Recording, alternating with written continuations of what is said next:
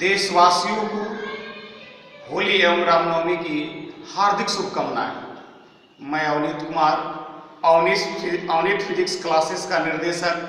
मैं आपसे कुछ बातें शेयर करने जा रहा हूं। बिंदास रहिए, बिंदास मुस्कुराइए, बिंदास एक दूसरे को गले लगाइए। क्या गम है जिंदगी में, टेंशन किसको कम है? अच्छा या बुरा तो मन का भ्रम है।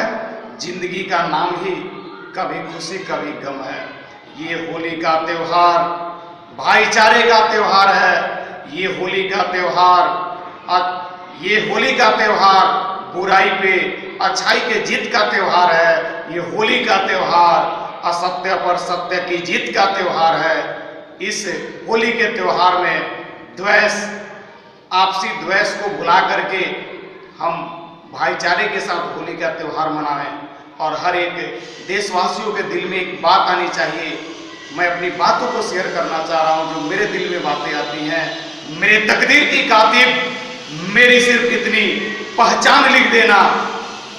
मेरे तन के हर हिस्से में हिंदुस्तान लिख देना।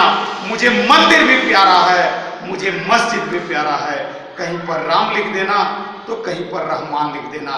और होली के बारे में जो कहानी मेरे जहन में आ रही है, जो कहानी हमें पता है, होली के बारे में जो दो चार वर्ड हमें पता है, मैं उस कहानी को आप सभी के सामने शेयर करना चाहता हूँ। ये होली का जो त्योहार है, ये क्यों मनाया जाता है, ये तो क्लियर हो गया एक लाइन में कि होली का त्योहार बुराई पे अच्छाई की जीत का त्योहार है।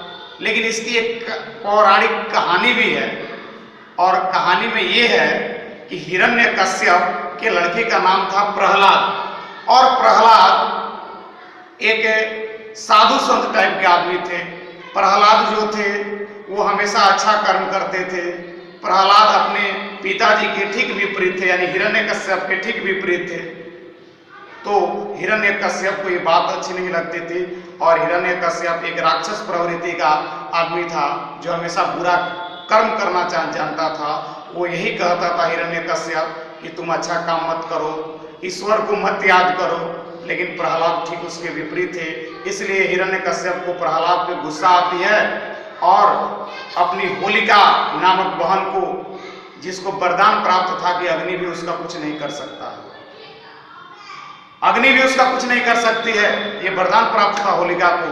तो क्या किए हिरण्यकश्यप बोले कि अपनी बहन होलिका से कि प्रहलाद को अपने गोद में लेकर के इस अग्नि में बैठ जाओ। अब होलिका ने ठीक वैसे ही किया।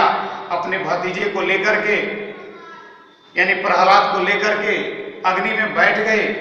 और नतीजा ये हुआ कि होलिका जो थी कंप्लीटली जल गई, भस्म हो गई। लेकिन प्रहलाद को कुछ नहीं हुआ। यानी एक तरह से कहने का मतलब कि जो असत्य था वो खत्म हो गया और सत्य वहां से बाहर निकला। वहां बुराई कंप्लीटली पराजित हो गई और अच्छाई वहां से बाहर निकली। तो इसलिए होली का दहन होली के एक दिन पूर्व मनाया जाता है।